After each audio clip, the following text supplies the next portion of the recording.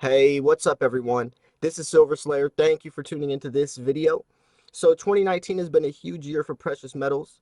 It started off very bearish in the first few months, but halfway through the year it started to pick up. We see silver at 2-year highs, we see gold at 6 or 7-year highs. So things are starting to definitely, pick up the pace, and I definitely see huge things coming for precious metals. So ending 2019, I definitely think that it's still going to be on this upward slope, maybe hitting around $19, especially around the holidays, as people buy more silver and gold, since there's going to be so many deals going on. And also, when there's media covering it around the holidays, most people are inside, it's colder outside. This is when media really will pick up advertising, and also, YouTube videos, all of that will be influencing people's, perspective and choices, what they're going to be investing to as well. Some people do cash out around that time, but, for any investment, selling or buying can still influence the market's price in a positive manner. But I'm curious where 2020 is going to be going, because there's a couple factors that haven't happened in a while that are going to be playing into precious metals' favor. So right now we see silver's price being mainly influenced from supply and demand, but another one that I've been talking about recently is politics. The U.S., the U.S.-China trade wars. That was kind of what sparked, gave the ignition to this whole rally that we've seen with precious metals, scaring a lot of people, making them a little unsure, insecure about the economy, and they drive towards safe haven investments, safe haven places to store and preserve their wealth. Apart from that, also gold pulling up a little sooner than silver did also drove investors into the world of precious metals to then, quickly find silver afterwards. So those three factors are huge factors: political, supply, demand. And I haven't even talked about the silver shortage and, all that as well. That's a whole other avenue that's also driving silver's prices. But I know that the main ones are usually, economic insecurity, something, happening in the economy, whether it's, political, economical, or financial. But then we also have just, profits in general. When something starts going up, it drives more attention, motivates more people to want to invest into it because they see other people making some profits, capitalizing off of it, and they want to as well. Whether it's selling or buying, regardless, it's going to be affecting silver's price in a positive way. So looking at that, just throwing that on the table, 2020 is going to be a very interesting year for precious metals. Now, why? Well, the way that there's several factors. I'm going to lead up to how I see it so far. So supply and demand is still millions of ounces in the red. Silver shortages are a real thing. I made a 3-part video series talking about the extreme factors that is in. We have, for the last 3 years, been cutting down silver, mining silver by the millions of ounces. The top 3 biggest silver producers, Mexico, Peru, and Chile, have been basically abandoning silver mines, focusing on gold and other metals, and they're only finding silver from bypassing product by accident, basically. So looking at that, that's huge, especially as demand for silver is increasing. We're going to see a higher and higher demand for silver as prices stay afloat and as people keep seeing potential in it, which is going to be growing over time as well, especially picking up if the prices keep increasing. So that's something very important to take note of. The potential for silver is a ticking time bomb, and it's definitely going to be exploding.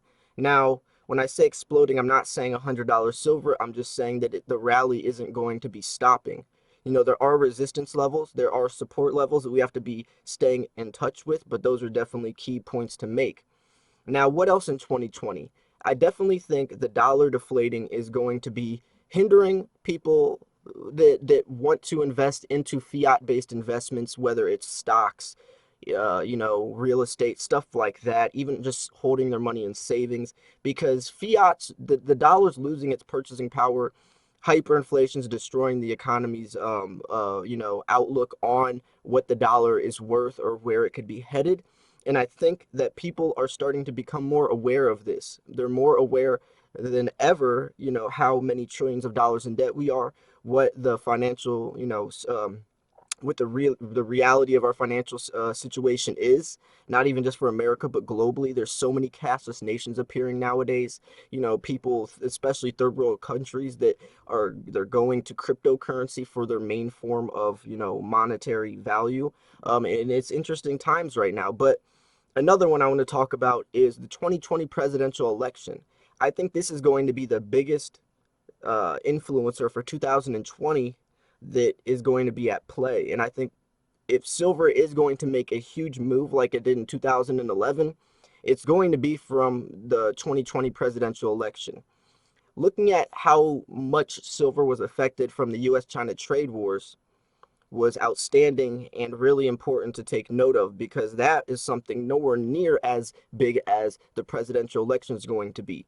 And if silver's price was sparked that big from that move, then just imagine how much larger of a, how much bigger scale the election is, and where that could put prices, either for the better or for the worse, usually for the better, because no matter what, there's going to be a lot of controversy and people fearing the government, fearing banks, and that always drives in the precious metals, whether it's a good or bad situation. So I definitely think that 2020 has more potential than any of the previous couple years have for precious metals to definitely spike up. Now, there's also unknown factors, environmental factors, other political factors that are going to be at play that also could influence prices, and that could be for the better or for the worse. So we have to also incorporate the unknown. A lot of people don't incorporate those unknown things that are at play that, we can't really incorporate with its price or predict, because they haven't happened yet. We don't have a crystal ball to tell where, what's going to be happening that can majorly influence the price. So that's also something to consider as well. So when I try to give price predictions, when I try to do price forecasts, I try to also leave that part up for grabs, so I'm not trying to sound like, I know for sure where it's headed, because historically, when you look back, it's not always, but sometimes things happen out of the blue that we just catches us off guard, and it could be something that could majorly affect whatever asset or investment that is. So you have to take that in consideration. Now, 2020, I definitely think is going to be a bigger year for silver than ever. Well, not ever, but for like the last couple of years. 2011, a lot of stuff happened to lead up to that. If it does, hopefully it's more gradual, not just a skyrocket rally like it did in 2011, because usually after that it leads to a huge crash, and that's what happened. So if silver is going to start rallying and start getting in that $30 range, hopefully it's a more gradual approach with some sell-offs, with some dips, some corrections, also some times to buy cheaper silver. As long as it's going gradually up, it doesn't have to keep going up, up, up, because that's a definitely a red sign. It's a dangerous sign. There's going to be a huge crash afterwards. So I will be, looking at the support levels or resistance levels, looking at stuff happening in the economy, whether it's political, economical, whatever it is.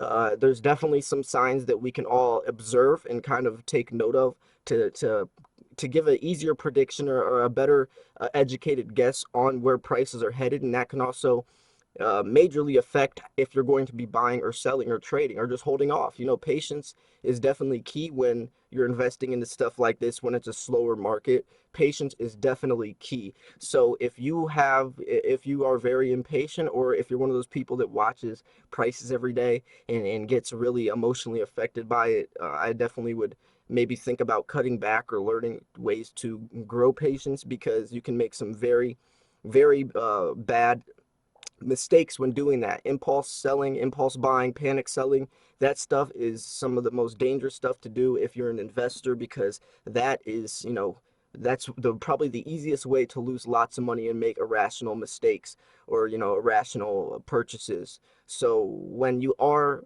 looking at these markets, trying to predict or try to decide which direction you're going to go. Definitely observe it. Look at all the circumstances. Look at all the stuff that's at stake, that's on the table, and then try to make a rational decision on your approach for the next couple months. And that will definitely take you a lot farther than most people that try to do stuff on the fly. I definitely wouldn't recommend that. But just to recap a little bit, I definitely think, 2020 has a lot of potential in the year. 2020 presidential election, the silver surplus, supply and demand is definitely an interesting time right now. I'm curious if miners are going to start focusing more on silver, or will it still be mined from these individual companies, and these top companies are going to focus on more profitable, metals. But right now, as silver does appreciate in price, I think they might focus a little bit more on silver again, but who knows? We're not them. Who knows what they're going to be doing? I'm also curious how this is going to be affecting third world countries with their supply and demand, their production, and also with the dollar in the U.S., how that's going to be affecting on a political level. But anyways, though, I'm curious what you guys thought about this. I'm curious what you guys think the year 2020 is going to be bringing. Do you think the presidential election is going to be a major influencer, and if not, why? I hope you guys did enjoy this video. If you did, make sure to smash that like button, subscribe if you're new. I post daily videos, so stay tuned for some more videos, possibly today, but for sure tomorrow. This was Silver Slayer. Thanks for tuning in. I'll see you guys soon. Peace.